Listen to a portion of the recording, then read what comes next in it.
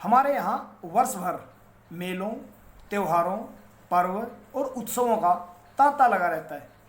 ये त्यौहार हमारे जीवन में उत्साह, खुशी, प्रेम, भाईचारे का संचार करते हैं। इनमें एक त्यौहार है रक्षाबंधन, जो बहन भाई के अटूट प्रेम, स्नेह और विश्वास का प्रतीक है। नमस्कार, आपका हमारे चैनल पर स्वागत है। और सबसे पहले आपको इस रक्षाबंधन की बहुत बहुत शुभकामनाएं। यह पर्व आपके लिए विशेष रूप से शुभ हो। आपके परिवार में सुख, शांति, समृद्धि, बहन भाइयों का प्रेम और भी गहरा हो और ईश्वर की कृपा आप पर बनी रहे। इन्हीं भावनाओं के साथ सबको पुनः बहुत बहुत बधाई और शुभकामनाएं। प्रिय मित्रों, पिछली वीडियो की तरह जो स्नेह सहयोग आपने दिया है, उम्मीद है इस बार भी आपका सहयोग मुझे मिलता रहेगा। और पिछले स्नेह सहयोग के लिए मैं आपका बहुत बहुत आभारी हूँ। श्रावण मास की पूर्णिमा के दिन जब कोई भी स्नेहीजन पवित्र भाव से शुभ संकल्प के साथ अपने किसी स्नेही को, अपने प्रियजन को रक्षा सूत्र बांधता है या राखी बांधता है, तो उसका विशेष महत्व है। उसका मन उसके प्रति, उसकी रक्षा के प्रति बहुत ही अगाध प्रेम और श्रद्धा से भरा होता है। ऐसा करने से वह स्नेहीजन वर्ष भर स्वस्थ, प्रसन्न रहता है, निरोग रहता है। होली, दीपावली या दशहरे की तरह ग्रामीण जीवन और किसानी जीवन से जुड़ा यह बहुत महत्वपूर्ण त्यौहार है। पुराने ज़माने में ज्ञानी, ध्यानी, विद्वान, ब्राह्मण या पंडित लोग गांव-गांव में जाकर गृहस्थों को सत्य पर डटे रहने का, शुद्ध आचरण का, प्रेम, भाईचारे का और शांति का संदेश देने के लिए गांव-गांव जाते थे। वहाँ यज्ञ आदि करते थे और वो अपने संकल्प पर डटे रहें, इसके लिए वो उनकी कलाई पर रक्षा सूत्र बांधते थे ताकि उसे अपना संकल्प याद रहे। तो यही परंपरा सूत्र बांधने की या कलाई पर राखी बांधने की, ये आज भी थोड़े बहुत न्यूनाधिक रूप में परिवर्तित होकर आज भी अपने समाज में प्रचलित है, और जिसे हम सलूणों, सलूमन, राखी, राखड़ी आदि नामों से जानते हैं। इसी दिन जनेऊ बदलने की और मंत्रों से पवित्र करके, शुद्ध करके नए जनेऊ धारण करने की परंपरा भी प्रचलित है।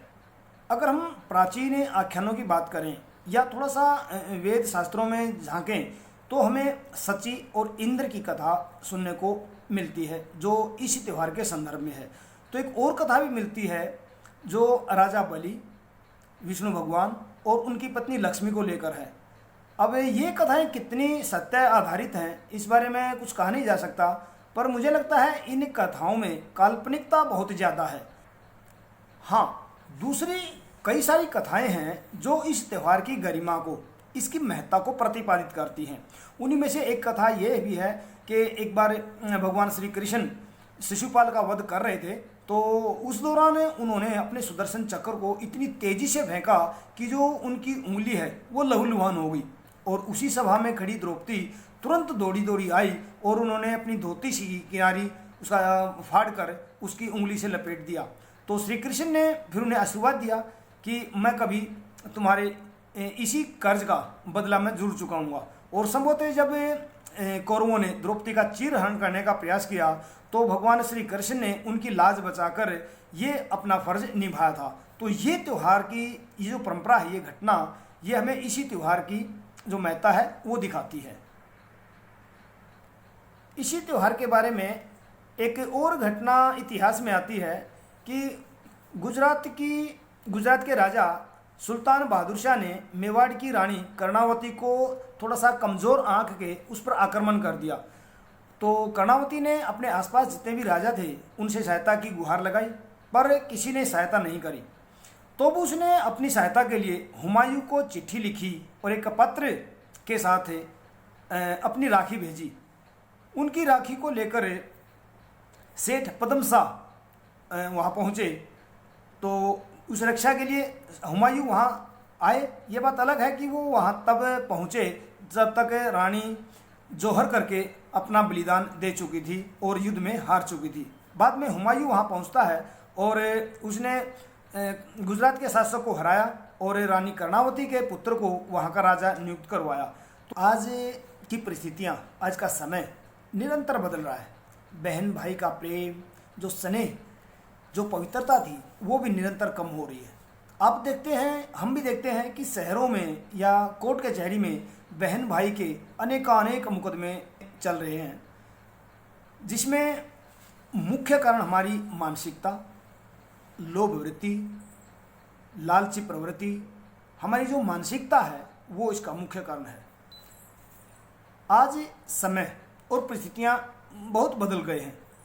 बहन भाई का जो प्रेम, जो स्नेह, जो विश्वास पहले होता था, वो आज निरंतर घट रहा है। इसके पीछे हमारी लालची सोच और स्वार्थी मानसिकता है, जिसके कारण बहन भाई में वो स्नेह नहीं रहा। आज बहन भाई के कोर्ट कचहरी के बहुत चक्कर लगते हैं। बहन भाई को देखकर खुश नहीं है और खूब भाई बहन को देखकर खुश नहीं है। ये कहीं ना कहीं हमारे रिश्तों के ऊपर कड़ा आघात है। तो ऐसे में इस त्यौहार की सार्थकता क्या रह जाती है? इसके साथ ही हम गलियों में, शहरों में कहीं भी देखते हैं महिलाओं के साथ छेड़छाड़ की घटनाएं, अपहरण, बलात्कार, कन्या भ्रूणहत्या, दहेज, न जाने कितनी बीमारियां आज हमारे समाज में प्रचलित हैं। और इन सब का दुख सबसे ज़्यादा हमारी बहनों को और महिला को उठाना पड़ता है। तो हमें क्यों नहीं ऐसा सोचते कि हम समाज में एक समरसता का भाव पैदा करें, एक दूसरे के प्रति स्नेह और विश्वास का भाव रखें। हमें ये सोचना चाहिए कि दूसरे की बहन हमारी अपनी बहन जैसी है। अब मैं जैसा व्यवहार अपनी बहन के साथ चाहता हूँ, वैसा ही व्यवहार मैं अपने घर में दूसरी औरतें हैं या पड़ोस की जो औरतें हैं या और जो महिलाएं हैं उनके साथ भी ऐसा ही व्यवहार करूँ। इसे पवित्र अवसर पर हम सबको ये संकल्प, बल्कि शुभ संकल्प लेना चाहिए कि हम किसी न किसी बहन बेटी के बारे में कभी ऐसा दुर्भावना या कुभावना नहीं रखेंगे, बल्कि उसका पूरा सम्मान और उसका सहयोग देंगे। आजकल राखियों का आकार, उनके प्रकार और राखी कैसी है, सोने की, चांदी की, तो ये सब चीज़ें हैं जो बाज़ार तय करता है। यानी बाज़ार हमारे घरों में, हमारे रिश्तों में घुस आया है, जिसके कारण हमारा जो परस्पर स्नेह है वो कम हुआ है। जब बहन एक बहुत कीमती या बहुत महंगी राखी लेकर आती है अपने भाई के पास, तो संभवतः उसकी अपेक्षा अपने भाई से ये बढ़ जाती है कि मेरा भाई मुझे शायद इतना देगा या ये देगा। जब रिश्तों में मांग, दिखावा ये जो शामिल हो जाते हैं, तब हमारे इस त्यौहार की जो पवित्रता है, इसकी जो सार्थकता है, वो कम हो जाती है। इस त्यौहार को हमें बिना लोभ लालच के, बिना दिखावे के, बिल्कुल सहज, सरल और सादे ढंग से मनाना चाहिए। मुझे याद है जब हम बिल्कुल बहुत छोटे थे, तो हमारी बहन बड़ी दर्शना और कृष्णा मुझे या हम भाइयों को राखी बांधती थी, तो वो कई दिन पूर्व ही घर में जो पुरानी कपड़ों की नई कतरने होती थी रंगीन, या ऊन के जो धागे होते थे, उनसे ऐसी सुंदर मन भावन राखी बनाती थी, बस जिसे देखते ही मन तबीयत खुश हो जाती थी। और उतना ही उसमें प्रेम और स्नेह भी था। सच पूछे तो बहन बदले में कुछ लेती भी नहीं थी। हम कहते भी कि बहन क्या दूं, तो वो यही कहती कि भाई जब कभी मुझे आपकी ज़रूरत पड़े तो आप मेरे साथ रहना, आप मेरे साथ खड़े होना, बस इतना ही मेरे लिए काफ़ी है। लेकिन आज का परिवेश बदल गया है। हमारे रिश्तों के बीच में बाजार आ गया है, स्वार्थ आ गया है, लोभ लालच आ गया है। कई बार माता पिता के संपत्ति को लेकर माता पिता द्वारा किए गए निर्णय, हमारी सोच और किसी की सीख हमारे इन रिश्तों को बिगाड़ देती है। तो ऐसे में हमें चाहिए कि हम बिल्कुल निस्वार्थ भाव से उसी परंपरा को माने, अपनी बहन के प्रति सहृदय रहें, दूसरों की बहन के प्रति सहृदय रहें, तब ये त्यौहार सही अर्थ में सार्थक होगा। हर परिवार का त्यौहार मनाने का एक अपना सलीका होता है, उनका रीति रिवाज है, उनके रंग और ढंग है। तो ये एक व्यक्तिगत मामला है।